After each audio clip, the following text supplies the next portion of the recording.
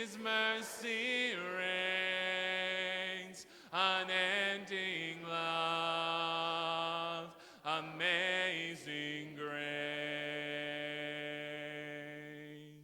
Be seated, please.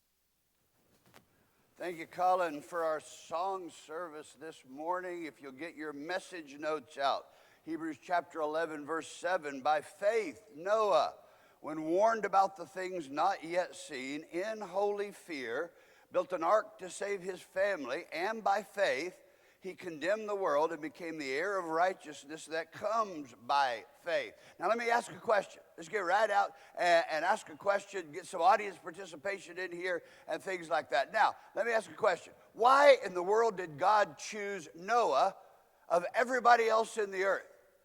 You know, because archaeologists, and I don't know how they know this, but I looked enough of them up online to say that about the time of Noah, that the earth had about 1 million people on it. Now, we're at 6.5 billion now, so there wasn't a lot of people on the earth compared to today, but the earth had about 1 million people on there. So that tells you that Noah was a million and a one kind of guy. And so why in the world did God, out of all those people, choose Noah? And then, as a preacher mind gets, the question that asked me, that haunted me in the next phase was, okay, if God were to make the decision to destroy the world again, if God were to make the decision, I'm going to do this again, the question that ran across my mind was, Brother Yasko, would he choose you to do this work? Would he have that much faith and confidence in you or us as a congregation of God's people? Would he have enough faith in us to build the boat that would be the ones that would be called out of the world? The Bible says in 2 Chronicles 16:9, the eyes of the Lord run to and fro throughout the whole earth, that he may show himself strong in behalf of those whose heart is perfect toward him. So God says, I look at everybody's heart.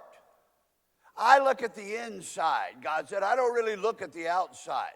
So why did God choose Noah? And here's why. Because Noah had 4 different things in his life that God looks for. God looks for those things in our lives today. Now, the story of Noah is found in Genesis 6, 7, 8, and 9. And from it, we pick up 4 characteristics of the type of person that God uses. Now, we're just talking about ordinary people. Noah was just an ordinary guy who gave it all to God and accomplished some pretty extraordinary stuff. And so the first characteristic that we're going to find is going to be in Genesis chapter 6, verse 5. It says, Then the Lord saw how great man's wickedness on the earth had become, and that every inclination of the thoughts of his heart was only evil all the time. And the Lord was grieved that he had made man on the earth, and his heart was filled with pain. So the Lord said, I will wipe out mankind whom I've created from the face of the earth, man and animals, creatures that move along the ground, and birds of the air, for I'm grieved that I made them. But Noah found favor in the eyes of the Lord. So God looked down on the earth, and of this 1 million people saw one guy that he could trust. And his name was Noah. So what were the characteristics that God found in Noah that he's looking for in us? Well, number one, right off the bat, what struck me in the life of Noah was that, number one, he was available. Noah was available. That's pretty obvious. In fact, here's the entire population of the world, but God can only find one who's available to him. You see, in God's eyes, availability is much more important than ability. Oh, let me say that again. In God's eyes, availability is much more important than ability. God can teach us how we need to do what needs to get done, but we've got to get available to him first. Now, let me say this another way. Our attitude is a whole lot more important than our aptitude. You see, God said, most of us, we use our aptitude as an excuse. Well, I can't do that.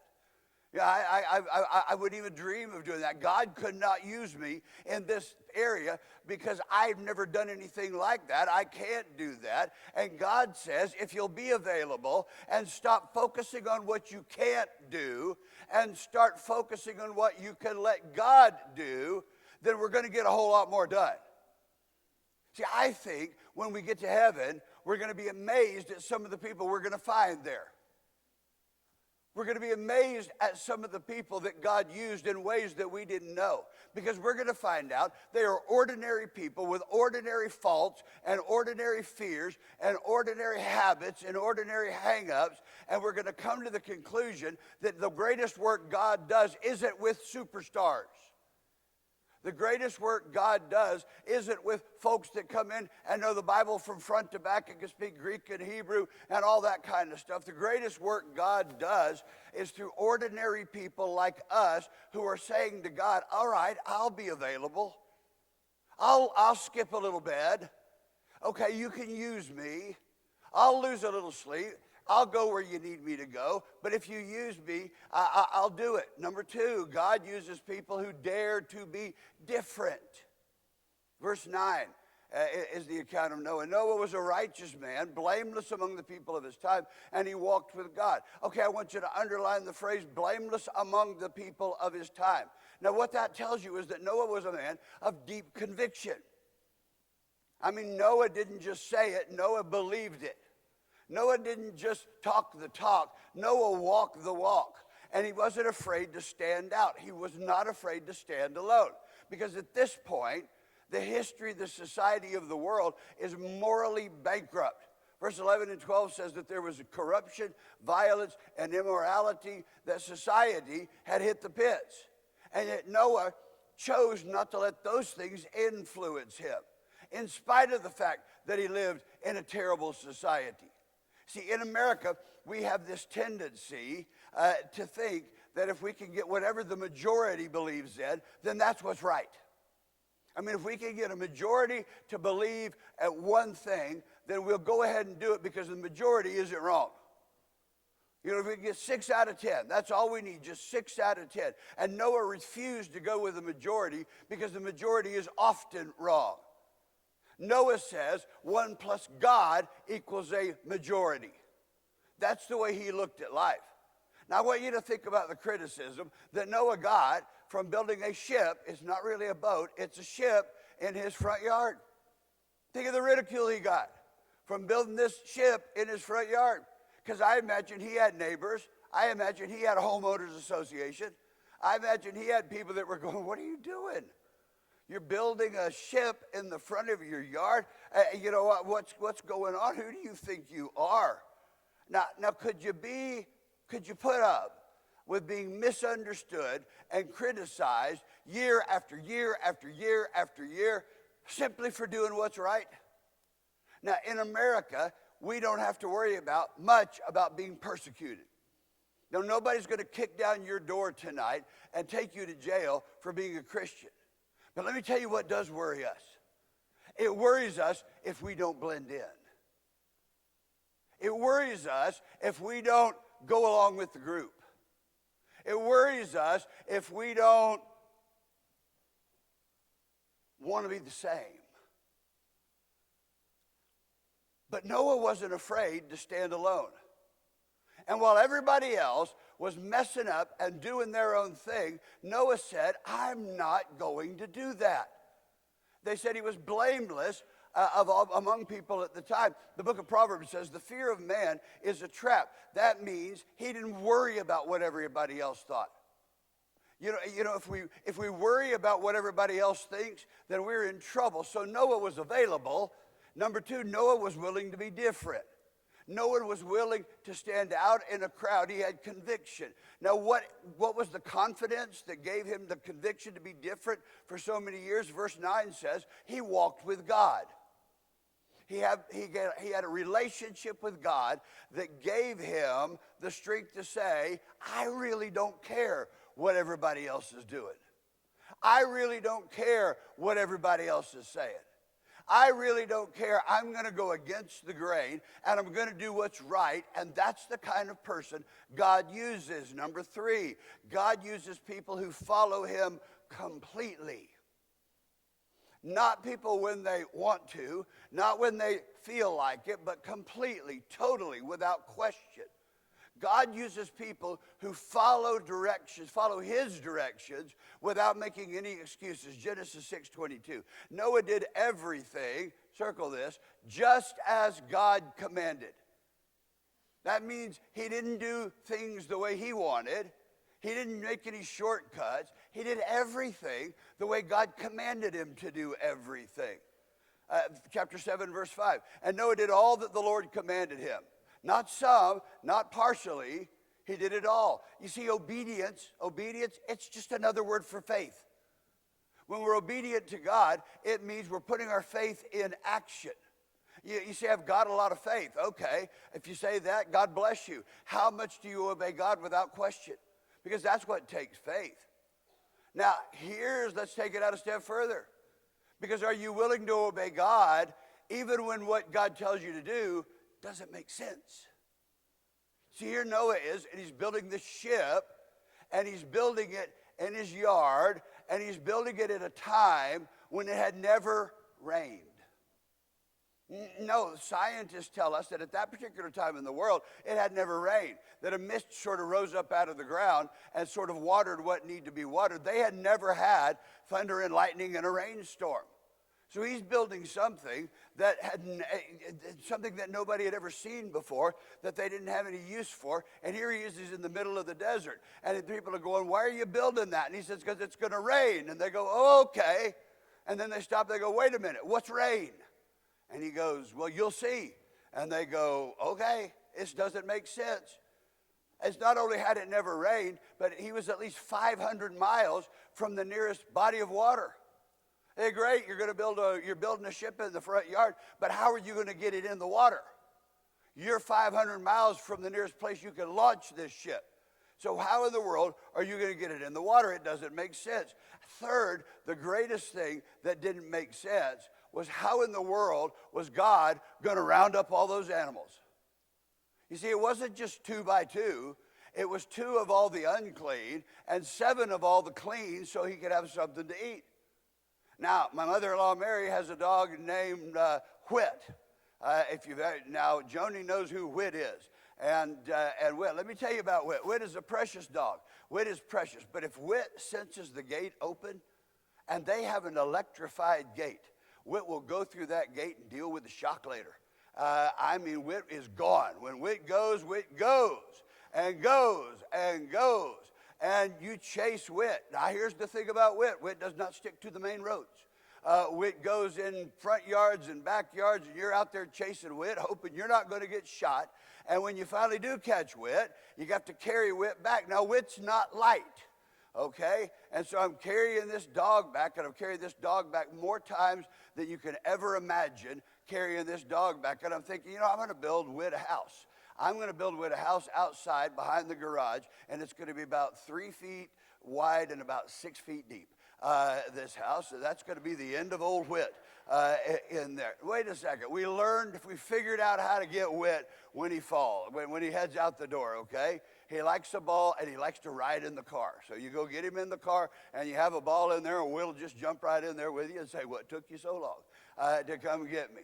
Now, I'm thinking that's one dog. But how in the world did God round up all of those animals? Now, the God that created the world can get the animals to go wherever he wants them to go. And the thing about Noah is Noah didn't argue. He said, Lord, whatever you say. I promise whatever you say. I will do whatever you say. So do we follow God's instructions even when they don't make sense? Noah was available. Noah dared to be different. Noah followed God completely. Number 4, God uses people who never give up. Now, we saw this last week when we started this series, and we looked at Moses. Because here was Moses that had to wait 80 years to help the people of Israel get set free out of Egypt. But Noah went one up on Moses. Noah is a key example of patience and persistence and determination, and he was a hard worker to boot, because the Bible said from the time Noah started until the actual ark started floating was 120 years. God decided to destroy the world and then waited 120 years before the first raindrops fell so Noah could get the ark finished. Now here's a question. If you want to be used by God, could you maintain enthusiasm for a project that took 120 years to complete? Now, for us, that means we'd have to get started on it, work for a good 50, 60 years on it, and then turn it over to somebody else. And we see what happens when we have a fire for something, and we turn it over to somebody else, and they don't have the same fire for it that we did.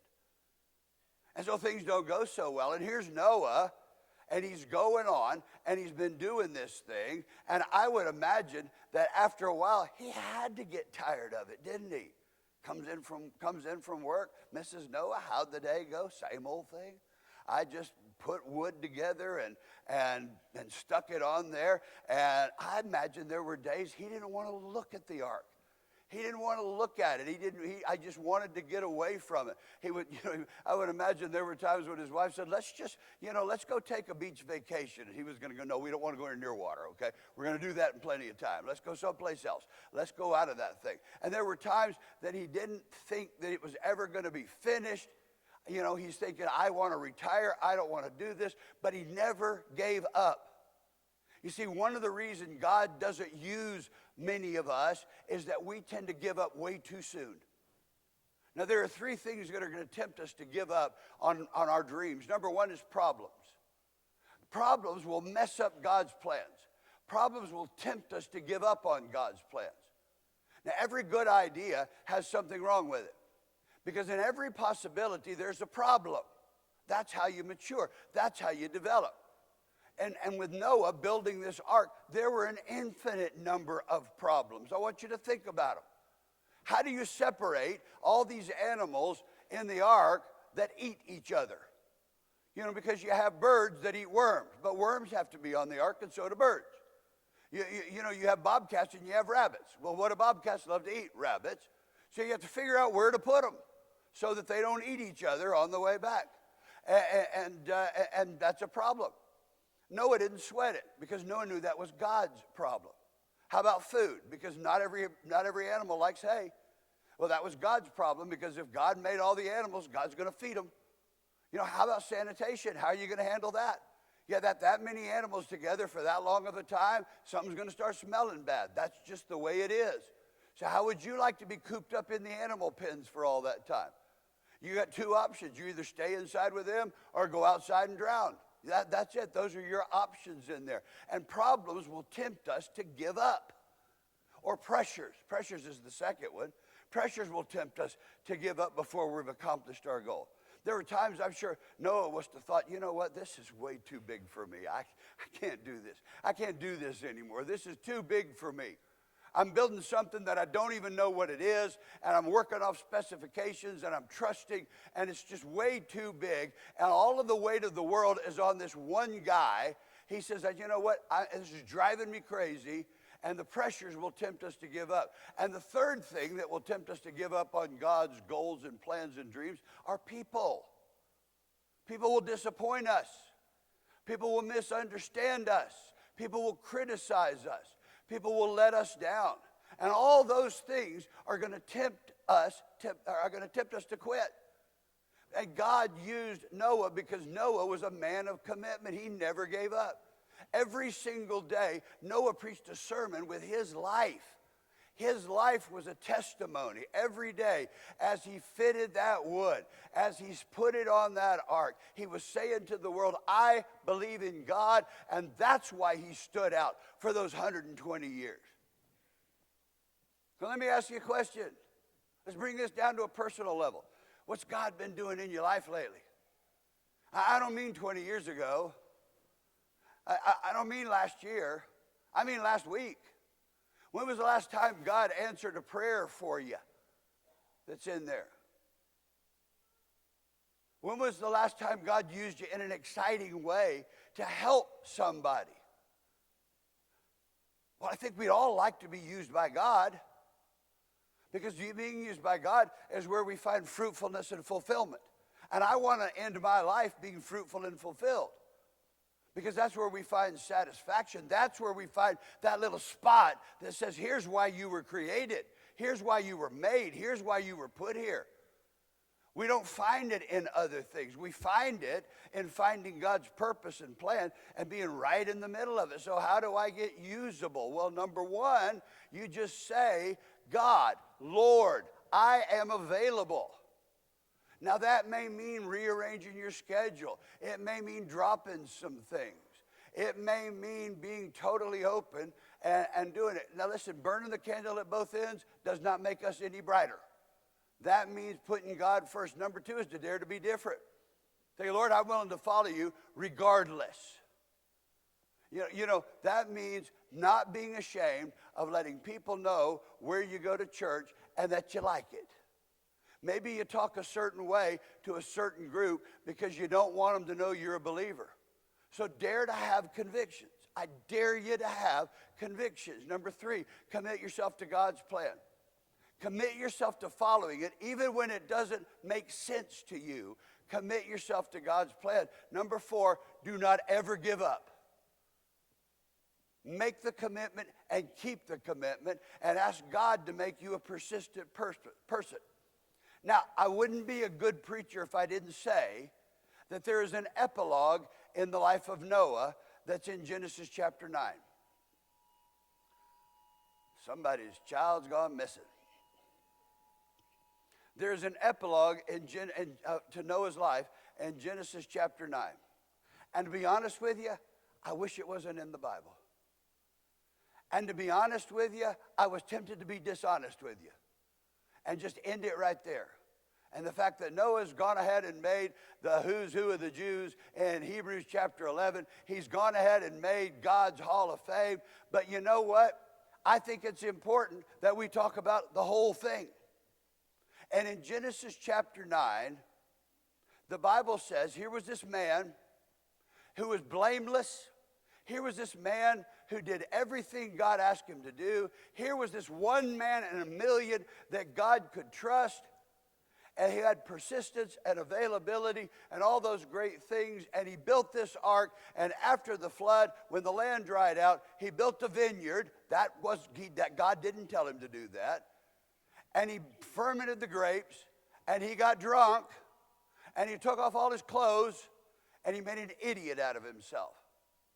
Now, I'm going to tell you that we have several members of this congregation that ride with the Houston Police Department. And I'm going to tell you, we have several members of this congregation, one of them I'm thinking about Harlan back there, who works at a hospital, carries a gun, and works at a hospital. And they're going to tell you that there are times when it gets about 2 o'clock in the morning, 2:30 in the morning, and it's always generally about then, because 2 o'clock, 2:30 in the morning, that's when the bars close. And you get some idiot that gets liquored up and starts shooting. You get some idiot that has too much to drink. And all of this all kind of rotates through when you get drunk. And Noah was no exception.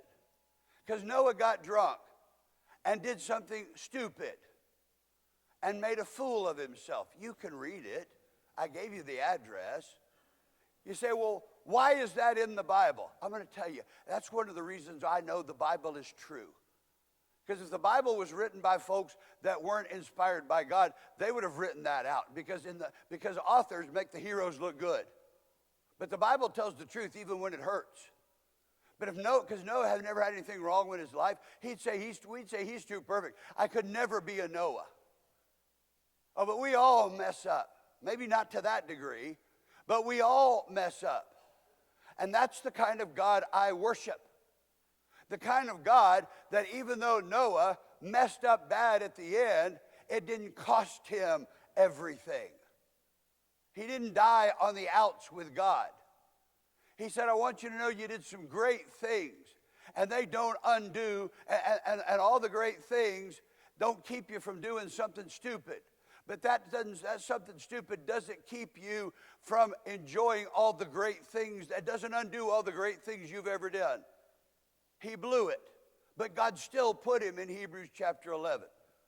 The kind of God who he doesn't compromise on sin, is compassionate and is forgiving. And he says you can start over. I don't care how many times you've blown it. I don't care how many times you've messed up. God says, I want you to start over, and I want you to give me the rest of your life, and I'll use it. You know, he says, I don't care how many times you fall. You're never a failure when you fall. We all sin and fall. The only time we're failures is when we don't get up. Man, maybe we've had a marriage blow up. Maybe we've had morality issues. Maybe we've got habits that we can't kick. Maybe we're still dealing with them. Maybe we've got some fears. Maybe we've got some insecurities. Maybe we've got some stuff that we don't want anybody to know about. Maybe we've got a temper. Maybe we've got jealousy. Maybe we feel inferior and we don't like the way we look. I don't care what your hang up is. All of us have one. But that does not disqualify us from being used by God if we will make ourselves available to God. I mean, if God only used perfect people, who would get used? Because there aren't any of us perfect. No. God uses the ordinary and takes the ordinary and accomplishes the extraordinary. You know how I know that? Because 6,000 years after Noah, here we are, serving a God who loves and who forgives. And I want to invite you to meet him. I want to invite you to know his son. I want to invite you into being baptized into Christ. Somebody says, well, I was baptized when I was a baby. Wait. This needs to be your decision, not somebody else's decision for you. This needs to be your decision, where you say, I have decided to follow Jesus and make him my Lord. Because if it's not your decision, how can you buy into a decision that isn't yours? So you say, well, hang on then. I was baptized and did some things that I shouldn't have done. Okay, that's called repenting. That's making a mental U-turn.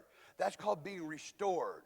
You come up and let us pray for you, and you can say, well, do I have to? No, you don't have to. You know, you could just, but why would I come up there and be restored? Because you see, every single one of us have been in that same place. And we can help you, and we can hold you up, and we'll not gossip about you, but we will hug you, and we will provide some accountability if that's what you would like or belong. And everybody needs to belong.